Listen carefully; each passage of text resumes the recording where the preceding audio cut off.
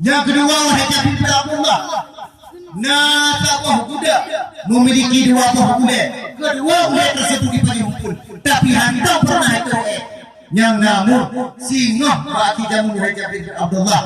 Urung dinikmati madu nikmat yang berbeda Allah, dipajuh madu nikmat yang berbeda Allah, tapi dihantam pernah bersyukur. Dah dari nikmat yang tadi berbeda Allah Subhanahu. Dengan tabuh jatuh, anda katanya nikmat pada nyenatuk nubuh jatuh. Oh, nak tahu nak itu nubuh jatuh baru suci. Sidang pendengar yang dirahmati oleh Allah, calon asal surga mandu. Buat dekat atau surga ni. Hal perkataan doa. Dalam doa kaum muslimin putra-putra gagak. Dalam doa terhadap populasi negara kita.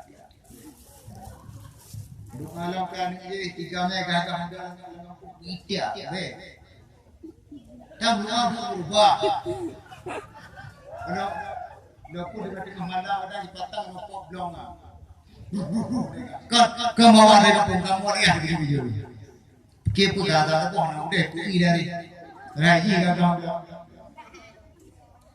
Doa bukan bukan dah biar doa wipo apa tiang hek ngece kata muyu. Tak mujung dia dah obral kali tendang. Dan doa berapa yang doa mikir memang. Bu mubah.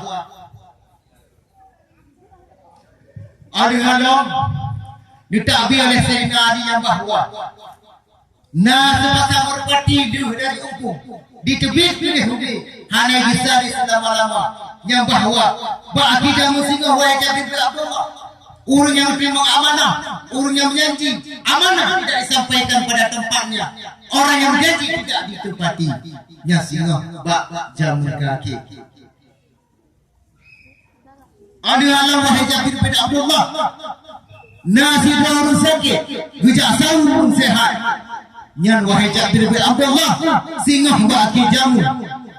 Urung kaya hanya termawali, pengemis payah bijak mak pintu-pintu raja.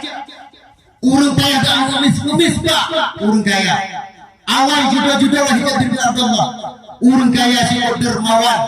Bahkan nak minta orang tidak sedekah, tapi bagi jamunya urang kaya akan cabut rasa kasih sayang.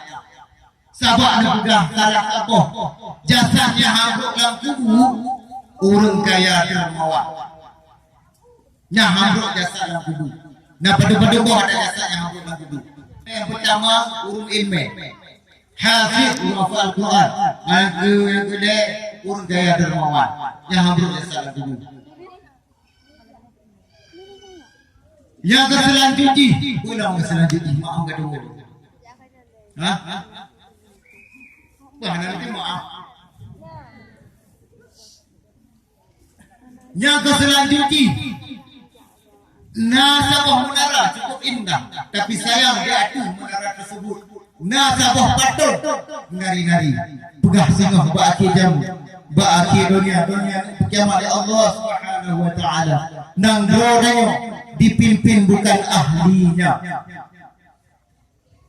Cuma menyandang sababah nanggro, sababah rumah, sababah kampung dipimpin bukan ahlinya. Tunggulah masa kehancuran. Idza husina al-amru li ghairi ahli fantazir as-sa'ah. Apabila suatu masalah kita serah bukan pada ahlinya, tunggulah masa kehancurannya.